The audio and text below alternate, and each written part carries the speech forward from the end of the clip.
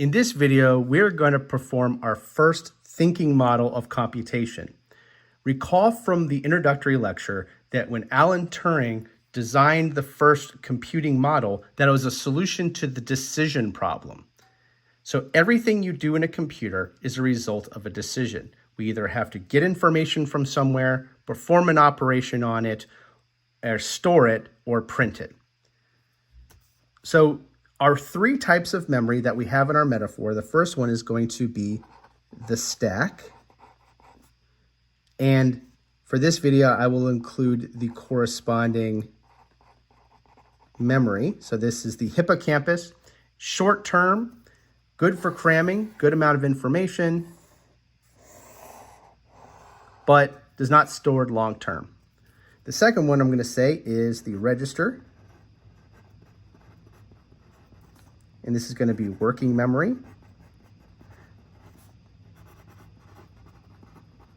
And so we have very few of these in our brain, and just like in a computer, there are relatively few registers. They're very fast. They store intermediate results. It's important to remember that when you allocate a register, that the register changes are only in the scope of the corresponding function, unless we do something that we're going to do in step 3. But for now, we're going to show the changes and we keep blinders on like a horse. And then we have our data memory, which is going to correspond to our neocortex. You have to train this, but it's good for long-term remembering memory.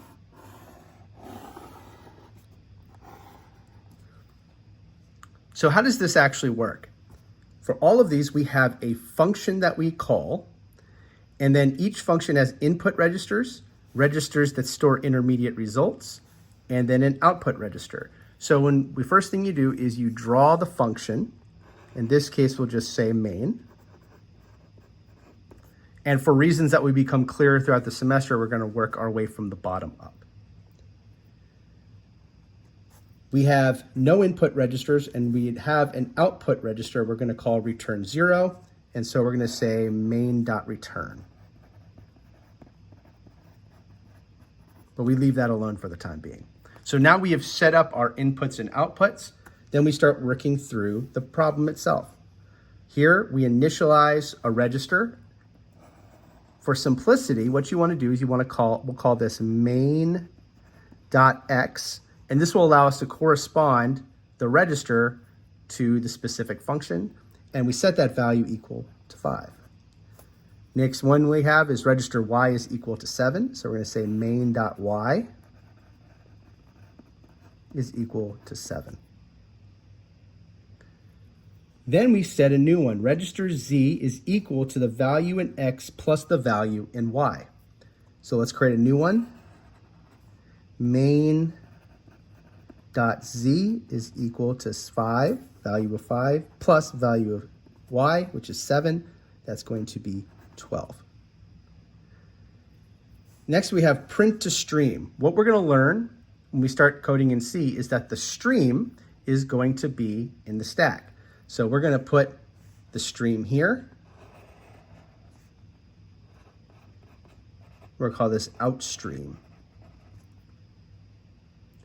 And what this does is it converts the values into ASCII. So we have 5, 7, and 12. This corresponds value in X, ASCII plus, value in Y is converted to ASCII, and then value in Z is also converted to ASCII. So this means that we are going to have 5 plus 7 equals 1, 2. And so that's how it appears to the user in ASCII, in lights. So once that's done and it's printed, then that's going to be removed. So when you do your videos and your homework assignment where you do your own version of your thinking model, a lot of students will want to use a whiteboard so you can easily erase this. So you can easily erase this and say that we're done. We've printed it to the output and it's done.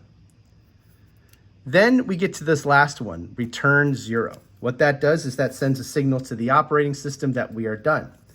The last thing that the operating system does, and you're going to want to do this when you do your problem, is that it's going to free all the registers and then free the main function.